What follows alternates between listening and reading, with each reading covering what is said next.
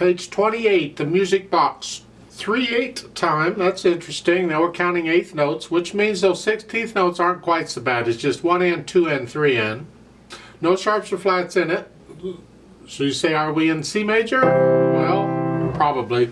Well, right hand first, let's make sure we get the notes and the rhythms okay. You're starting here.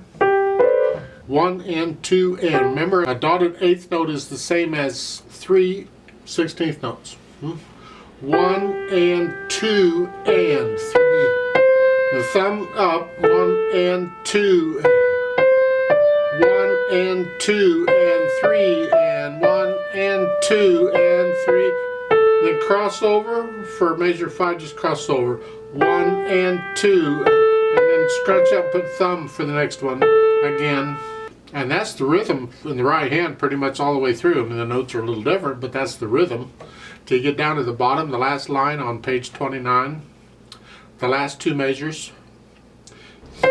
That C is tied, so you're going to hang on to it for 6 counts, and then you're going to add the G to it when the time comes, and that's tied, so you can hang on to that. So it's 1 and 2 and 3, so it's on beat 3. 1 and 2 and 3 and tie and 2 and so forth.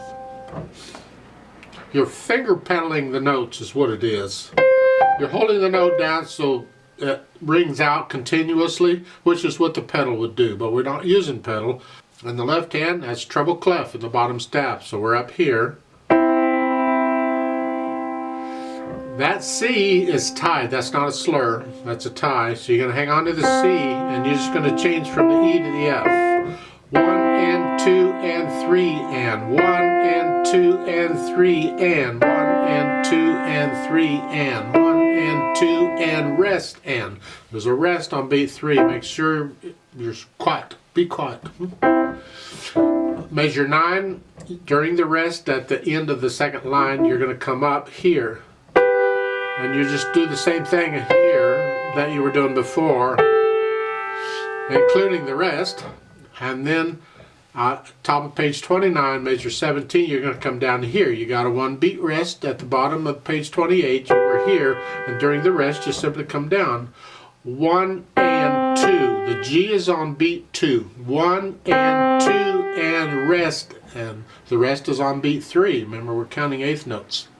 1 and 2 and 3 and 1 and 2 and 3 and 1 and 2 and 3 and make sure you lift up on beat 3, not before or after, on beat 3. And then go on the last measure, it's a G. And you do that some more. You're down to the bottom, the last two measures. 1 and 2. There's just 2 notes. Don't let all those curved lines throw you. I don't know why they slurred the C to the E. You don't need that. You need to slur the C to the first E. That's where the slur belongs. The other curved line is a tie, to tie the 2 E's together. So you just play them 1 like so. So it's 1 and 2 and 3 and tie. And you're tying it like so. You only got 1 note down in the left hand. Put the hands together, it's here. 1 and 2 and 3 and 1 and 2. 1 and 2. See, I'm holding the C down. Just 2 and 2 and 2 and 2. 1 and 2 and rest. Both hands come up. And 2 and 3 and 1 and 2. 1 and 2. 1 and 2. Remember to lift up in the left hand and then cross over and you do that some more. Now the last measure on page 28, you're up here. 1 and 3rd and then 4th finger. Because you have an F sharp, F natural, and then 1 and connect that to the next note. Connect all that together. I'll talk about the slurs in a minute, but just do that. And then we're here. This measure 17. 1 and 2. Right when I play 2, I lift up on the right hand. I got to move anyway, but I lift up. So it's 1 and 2. And right when I play beat 3, I lift up the left hand. 1, 2, 1 and 2, 1. That's the second finger over there. 1 and 2. And again, connect these notes, connect all that together. 1 and 2. So forth. Last line, you're down here. 1 and 2. 1 and 2. 1 and 2. 1 and 2 and 3 and tie. So these notes down at the end. And we've got a handle on all that, then we can add the slurs. Well, just lift up between each one. 1 and 2.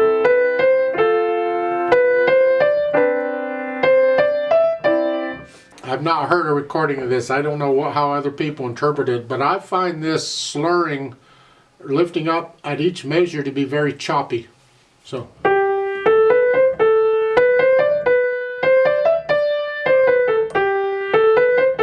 There may be times when they want that, but my impression of this, because of all the overlaps that's going on, that it's not. And my inclination then is to play it according to the phrases. I think I would connect the first 2 lines, slur them all together. And there.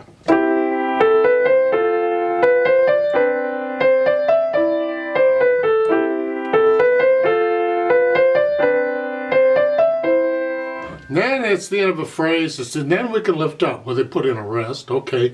I think I would be inclined to connect these together. And then 17, measure 17, you're up here. The rest give you the slurring. You have to lift up for the rest.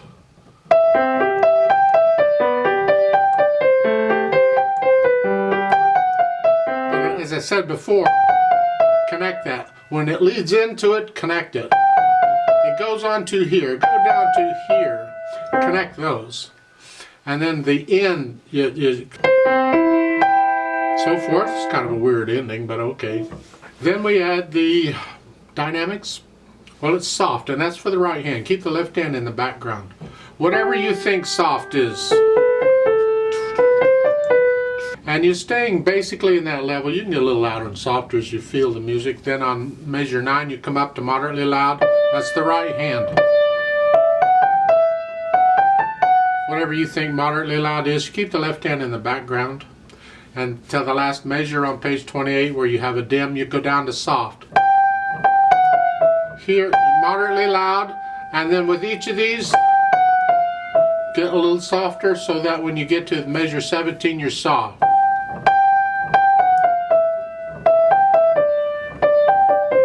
So forth, and you stay soft until the 3rd line down, and now you're very soft. Just, you're ready to put somebody to sleep, I guess.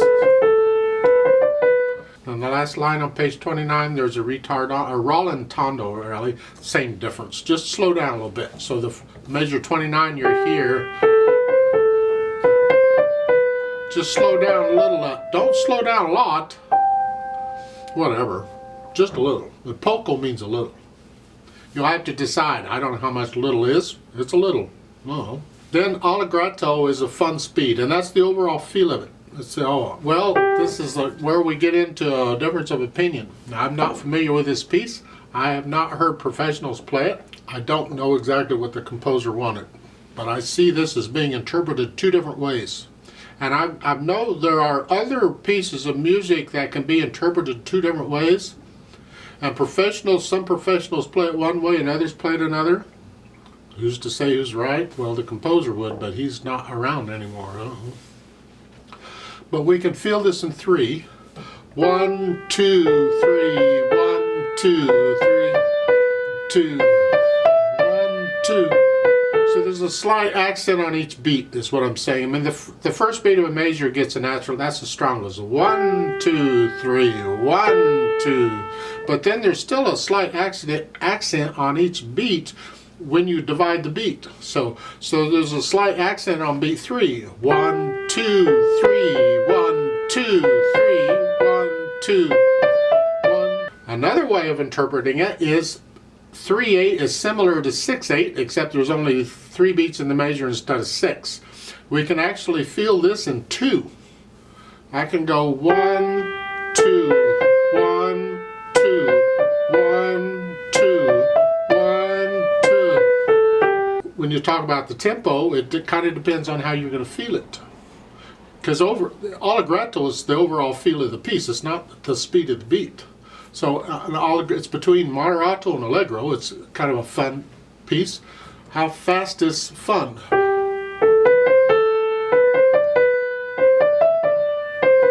To me, that's about allegretto. 1, 2.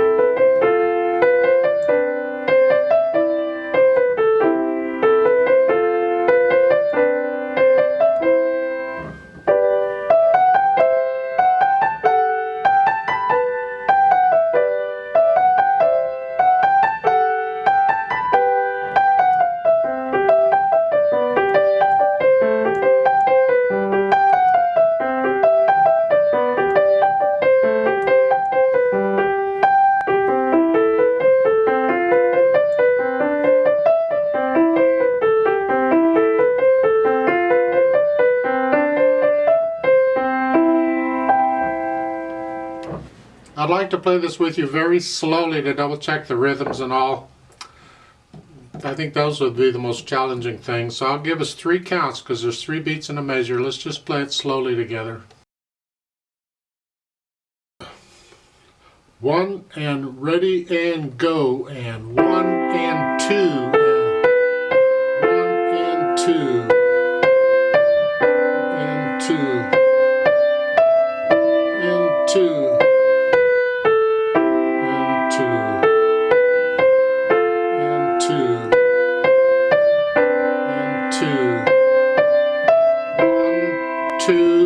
Rest, and 2,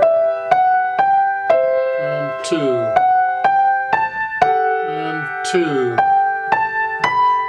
and 2, and 2, and 2, and 2, 1 and 2 and